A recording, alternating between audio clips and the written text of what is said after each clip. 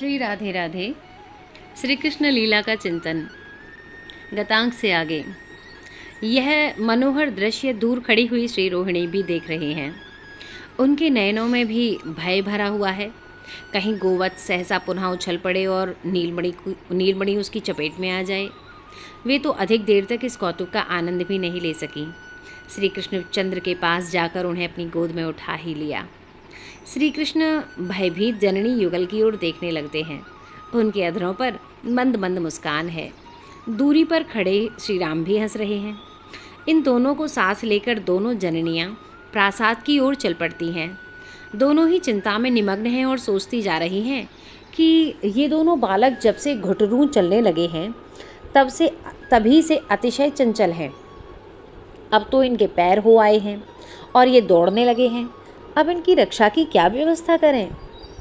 रामकृष्ण की समस्त चेष्टाओं के सुंदर चित्र दोनों जननियों के स्मृति पट पर नित्य अंकित रहते हैं। सजातीय प्रसंग उपस्थित रहते हैं। सजातीय प्रसंग उपस्थित होते ही वे सजीव से बनकर नेत्रों के समक्ष आ जाते हैं। इसलिए यद्यपि पुत्र को गोद में लिए वे नंद भवन की ओर बढ़ रही हैं, पर नेत्रों के सामने तो रामकृष्ण की 6 मास पूर्व की चंचलतापूर्ण बाल्य भंगिमा नाच रही है। उनकी स्पष्ट एक एक चेष्टा आ रही है।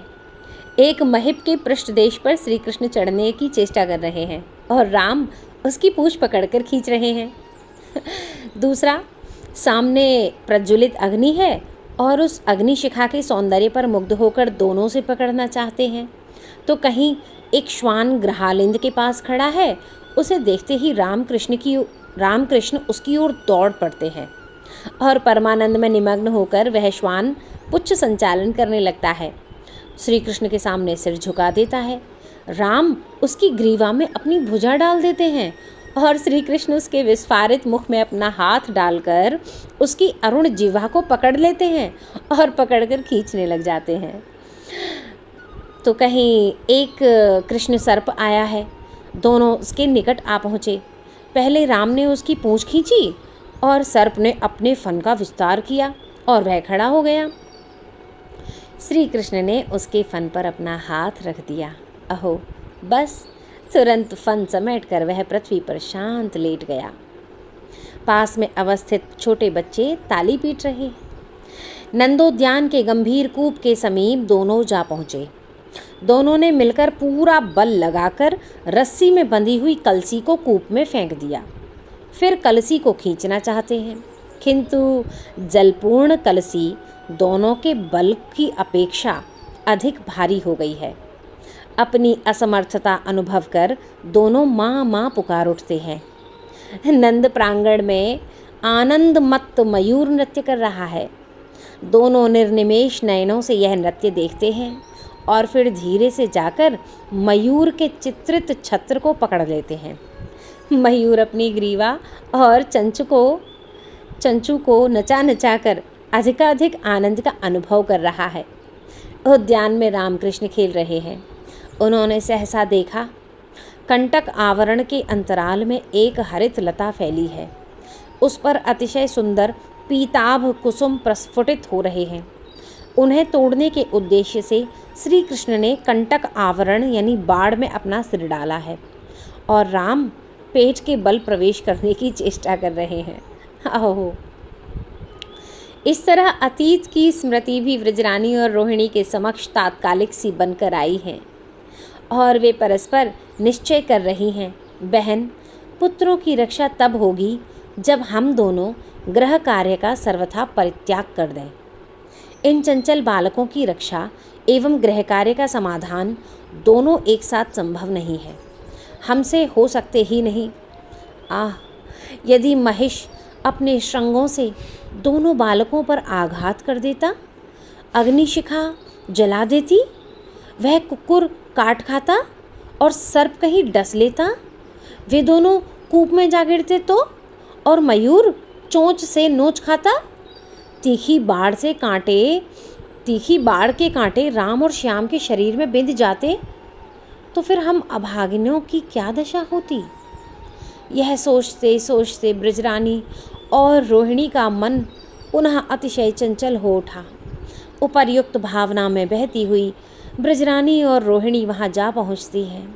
वहां व्रजेंद्र इस समय भी वंदी जनों को रत्न राशि लुटा रहे हैं। प्रबोधिनी की पारणा भी अभी तक उन्होंने नहीं की है, पर अब वे दान देना भूलकर रोहिणी और यशोदा की गोद में अवस्थित राम श्याम की ओर देखने लगते हैं। ब्रजेश्वर को अपनी ओर ताकते देखकर श्री कृष्ण बोल उठते हैं, बाबा, मैं गौवत्सों के साथ खेलने गया था, मैया मुझे उठा लाई है।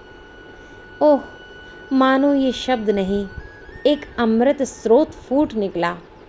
कर्ण रंध्रों के पथ से वह व्रजेश्वर व्रजरानी श्री रोहिणी के अंतस्तल में जा पहुंचा। उनके प्राण सिक्त हो गए। तीनों के प्रबोधिनी व्रत की वास्तविक पारणा हो गई।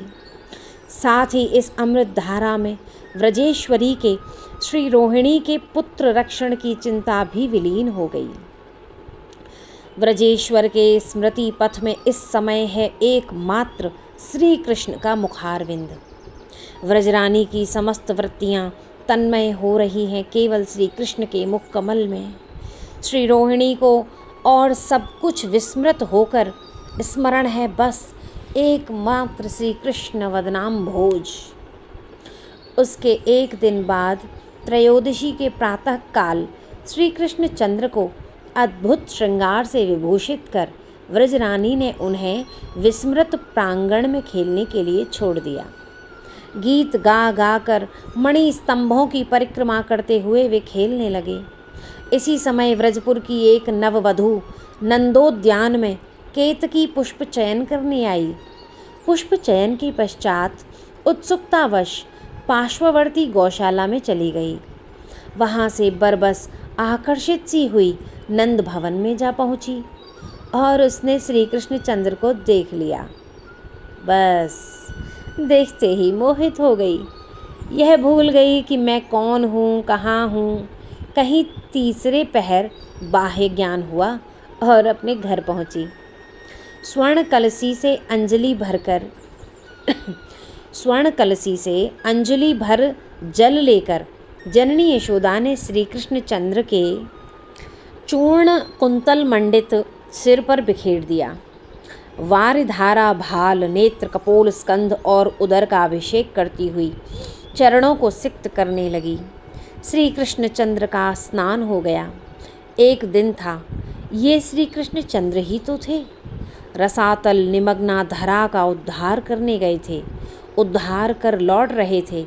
इनके विशाल वाराह विग्रह के दंष्ट्रांग पर पर्वतादि मंडित धरा सुशोभित थी तथा चारों ओर अपरिसीम सागर हिलोरें ले रहा था। जय जय श्री राधेश्याम।